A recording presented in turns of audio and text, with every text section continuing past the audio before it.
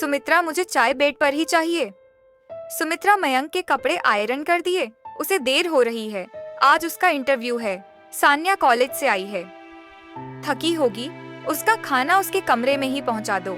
Mummy का ख्याल रखा करो सुमित्रा, और पापा को गर्म रोटियां ही देना। सुमित्रा जब से इस घर में ब्याह कर आई थी तभी से वह इस घर की धुरी बन गई थी। शुरू में उसे इस बात की खुशी होती थी कि सब उसी को पुकारते हैं, पर उसे क्या पता था यही बात आगे चलकर उसके लिए गले का फंदा बन जाएगी। वह इस घर की बड़ी बहू बनकर आई थी। उसके पति राघव के 2 भाई बहन थे, एक देवर मयंक और एक ननंद सान्या, जो राघव से छोटे थे, जबकि राघव से बड़ी बहन की शादी हो चुकी थी। सुमित्रा और राघव की अरेंज मैरिज थी।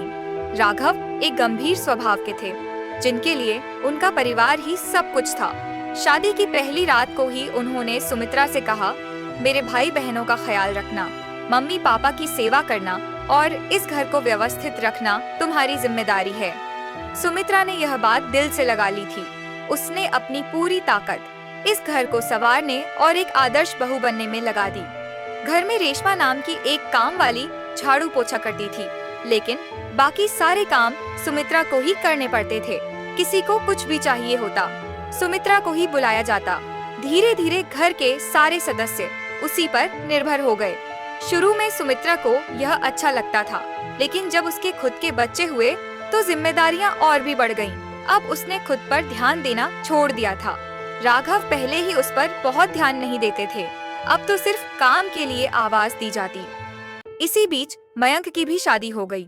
उसकी पत्नी रिया सुंदर और आधुनिक सोच वाली लड़की थी। वह सबका आदर करती थी, लेकिन अपनी प्राइवेसी में किसी का दखल नहीं चाहती थी।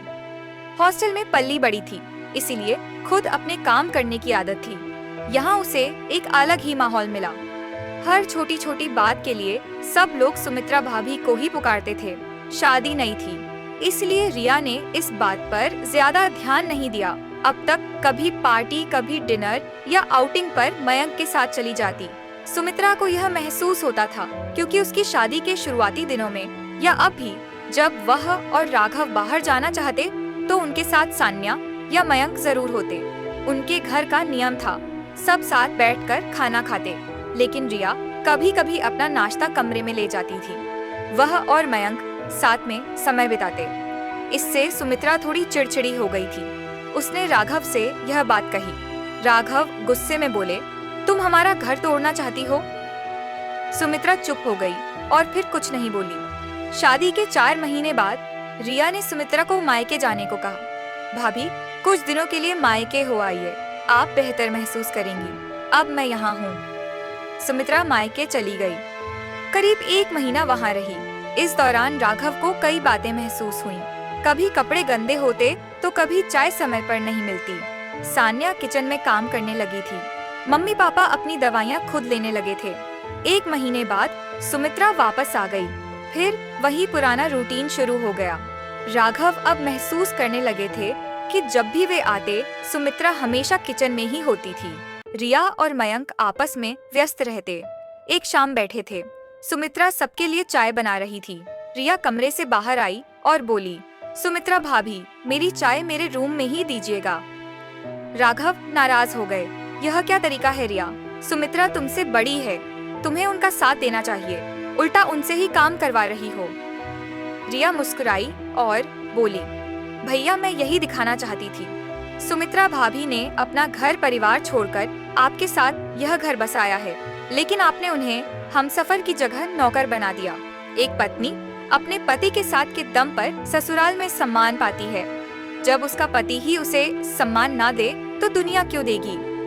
जो काम आप सभी खुद कर सकते थे, वे भी सुमित्रा भाभी को ही सौंप दिए गए। किसी पत्नी को घर में रखना ही काफी नहीं, उसे प्यार और मान देना भी जरूरी होता है, और यह सम्मान उसे तभी मिलता है जब उसका पति उसके लिए खड़ा होता है।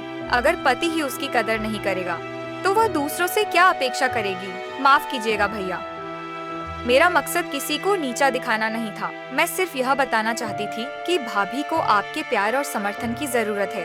अगर आपने उन्हें वही मान दिया होता जो मयंक ने मुझे दिया है, तो आज वह भी अपने लिए बोल सकती थी।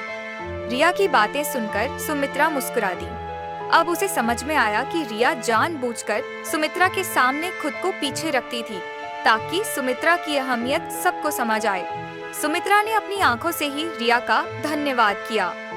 गंभीर माहौल को हल्का करते हुए रिया बोली, अब इतना गंभीर होने की जरूरत नहीं है, आज का डिनर मैं बना लूंगी, आप भाभी और बच्चों को बाहर ले जाइए।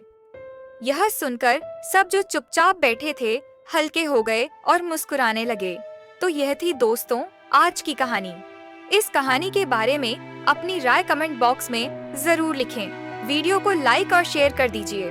चैनल को सब्सक्राइब जरूर कर लीजिए ताकि आपको रोज अच्छी अच्छी कहानियाँ सुनने को मिल सके। तो फिर मिलते हैं दोस्तों कल एक और कहानी के साथ। तब तक के लिए आपसे विदा लेते हैं। धन्यवाद।